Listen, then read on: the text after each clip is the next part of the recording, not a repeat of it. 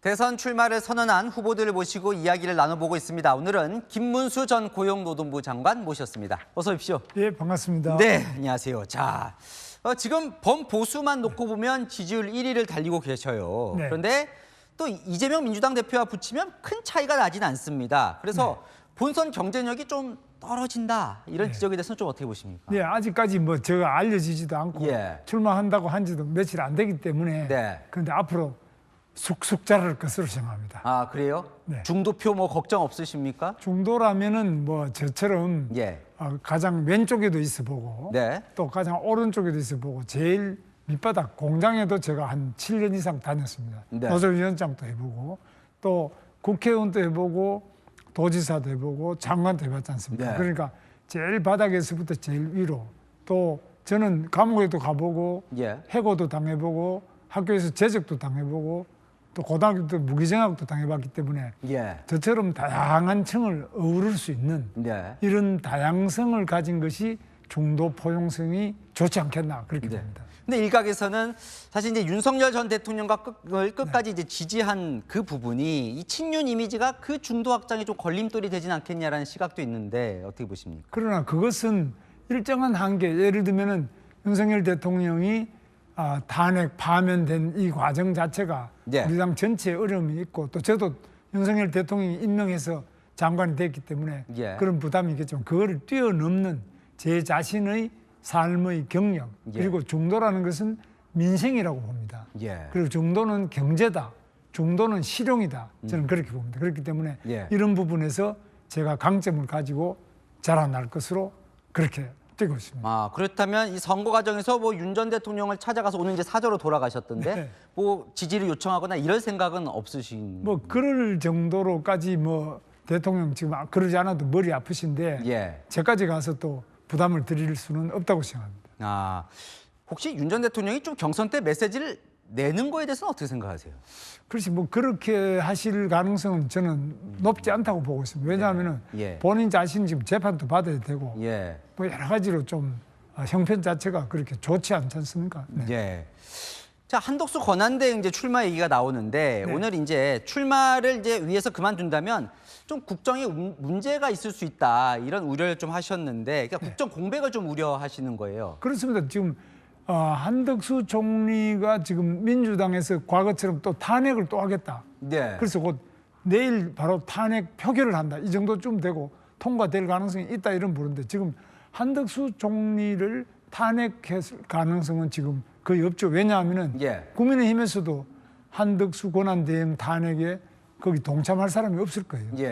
그렇기 때문에 뭐 민주당에서도 또 반대도 있고 이래서 잘 안 된다면은 그렇다면은 한덕수 권한대행처럼 평생을 공직자로 살아왔는데 지금 내가 정치를 해야 되겠다. 또 이 권한대행 그만두고 나가겠다 이렇게 말씀하실 분이 아니다. 왜냐하면 이분은 앞만 보고 정말 앞만 보고 살아오신 분입니다. 절대 옆을 보거나 이렇게 본 분이 아니기 때문에 응할 가능성이 저는 거의 없다 이렇게 보고 있습니다. 근데 당장은 아니더라도 나중에 이제 무소속으로 출마하신 다음에 국민의힘 최종 후보와 이게 단일화 뭐 이런 얘기도 나옵니다. 혹시 그렇게 된다면 좀 같이 단일화 이런 논의를 할 생각은 있으시고요?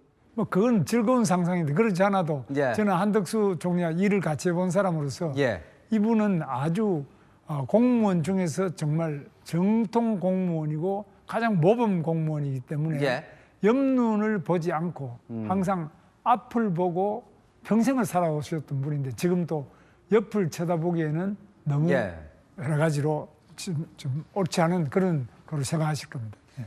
빅텐트론에는 동일하시는 거죠? 보수가 다 뭉쳐야 된다. 텐트가 클수록 더 비도 피하기 좋고 더 안전하지 않습니까? 그래서 빅텐트는 뭐 저는 찬성합니다. 뭐 거기에는 뭐 이준석 개혁신당 의원이나 뭐 유승민 전 의원이 다 포함이 되는 겁니까? 그렇습니다.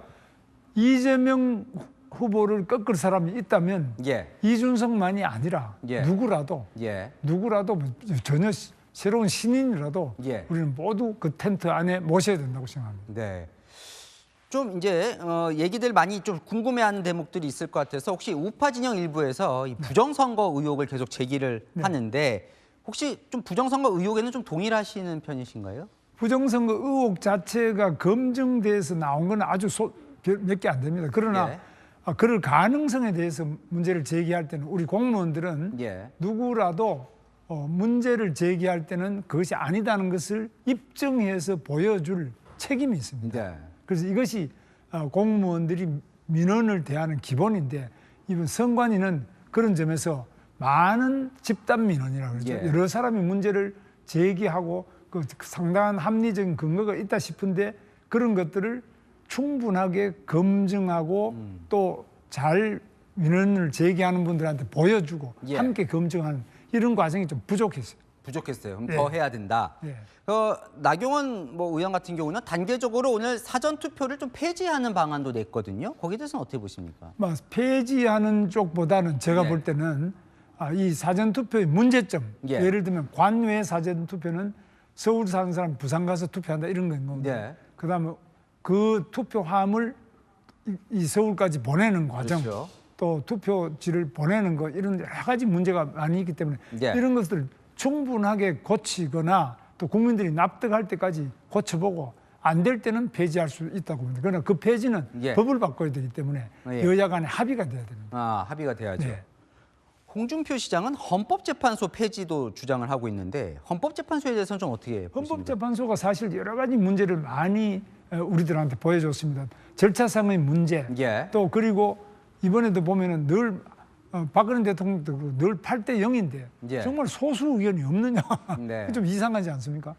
서로 간에 굉장히 바깥의 국민들 사이에는 서로 다른 의견이 많이 있는데 예. 헌법재판관들은 늘 8대 0. 예. 이것도 좀 왜 그러냐 예. 의혹이 많이 있습니다. 그래서 이런 부분에서 신뢰성이 조금 약한 점이 있습니다. 네. 그런 점을 고쳐 나가야 된다고 보는데 그게 과연 폐지로까지 가야 되느냐 예. 이런 부분은 헌법을 고쳐야 되기 때문에 그렇죠. 상당한 국민적 합의가 있어야 될 것으로 봅니다. 네. 이 질문도 또 나올 수밖에 없을 것 같습니다. 장관님이 이제 도지사 시절에 그 119에 전화를 거셔서 네. 나 도지사인데 하는 것 때문에 뭐 갑질 논란이 당시에 있었거든요. 그렇습니다. 그 부분 어떻게 된 거예요? 그거는 이제 도지사가 119의 총지휘자인데요. 예. 지휘자가 그 119에 전화를 해서 제대로 되는지 이런 걸 하기 위해서 제가 경기도지사 김문수입니다 이렇게 했는데 그럼 상대방은 자기가 누군지를 서로 이렇게 네. 주고받으면서 그다음 업무를 시작하는데 이 소방관이 제가 전화한 걸 이건 완전히 장난 전화가 아니냐 이렇게 네. 해서 전혀 뭐 거기 장난 전화 취급을 해서 문제가 안 돼서 제가 여러 가지로 불편하게 해드린 점이 있는데 네. 우리 소방관들이 고생하는데 불편한 점을 끼친 점에 대해서는 네. 상당히 송구스럽게 생각합니다. 예.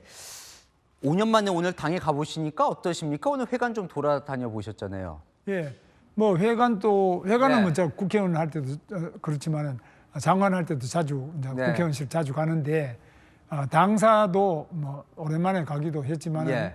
그러나 전체적으로 지금 정치의 계절이 왔기 때문에 다 이 활기도 차고 예. 저는 우리나라 정치가 국민들의 믿음을 충분하게 받을 수 있는 그런 성숙한 정치로 성장하고 있는 중이라고 생각합니다. 네. 이 아픔 속에서 우리 정치가 쑥쑥 커나갈 것으로 기대하고 세계 최고의 정치를 보여드리기 위해서 예. 노력하겠습니다. 자, 마지막 질문이 될 것 같은데요.